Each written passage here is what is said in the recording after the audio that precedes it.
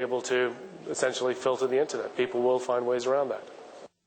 The FBI has issued a statement urging donors to watch out for Haiti earthquake donation scams.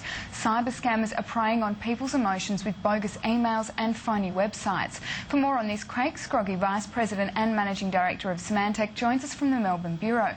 Welcome, Craig. Can you please explain some of these scams that we should be watching out for? Yeah, we are seeing these scams. More than 100 billion email messages every day are designed to try and trick you out of your personal information, your credit card details. Now, scams that are focused on anything that has an emotional or tugs on the heartstrings of people, Australians tend to be fairly generous when it comes to donating to these type of things.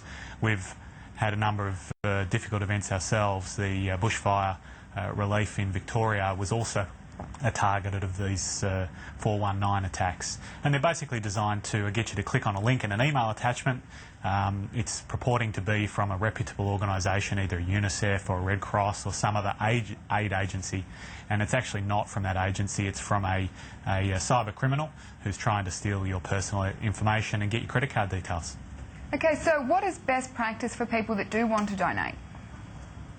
Look, it's important for people, obviously, to be able to donate and do that with confidence. The best thing for people to do is to go directly to the website or contact the organisation by typing the web address directly into the URL, not following links in emails or on the web, and that way you can be confident that you're going to the legitimate address of the organisation. Okay, you mentioned not following emails on the web. Does that even include when you do, say, a Google search for UNICEF and then go through to those links that come up? Look, that is actually it's a good point. More and more we see the fraudsters poisoning web links, and that is that they're putting up their own phishing websites, and we're finding those phishing websites appearing more and more in search engine results. And we would tell people just to be very careful as to when they go to a site that they can be sure that the web address is correct, and we would always recommend that people type in the web address to ensure that they're going to the legitimate site. Okay, and in other news, we've heard that Microsoft, the energy patch, they've had to put one out to fix the zero-day security vulnerability that may have had something to do with the Google China stuff. Do you have any more information on that for us?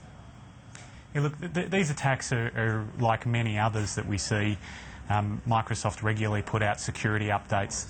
The big challenge for organisations, and generally the reason many organisations are affected by these attacks, is that they haven't applied the security patches or the updates to the operating system in a timely manner.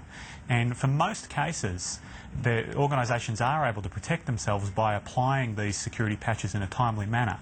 And generally the organisations that are affected by these security breaches are the ones who haven't applied the patches that are available. Okay, so are we just seeing more high-profile cases at the moment? Because it seems to me that there's always been cyber scams and this sort of stuff around. Is it just because maybe the Google China case is so high-profile that people are becoming more aware? Look, what hasn't changed is fraud and identity theft is a multi-billion-dollar business.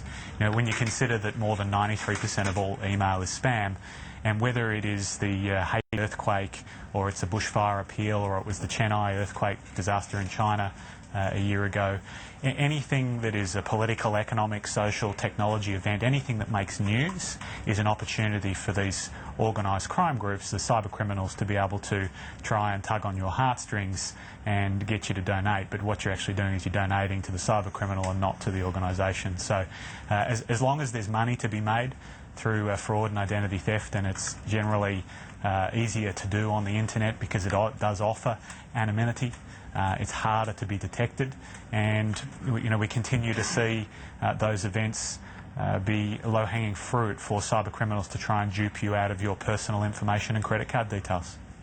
Okay, and going forward, how are you expecting this to change? Do you think businesses aren't as security savvy as they should be? Look, organisations are very security aware. Today we know that companies are trying to do more on the internet in more challenging economic times, and certainly over the course of the last 12 months organisations have been able to or looking to do more to reach further to reach larger markets. And one way to do that is to go online, to put more applications online, and to reach bigger markets around the world.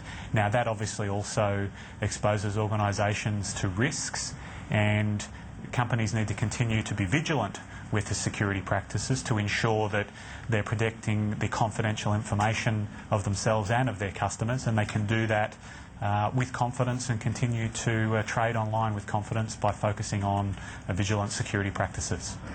Okay, Craig from Symantec, thanks so much for your time. My pleasure. That's all we have for now. I'm Helen Frost. See you again soon.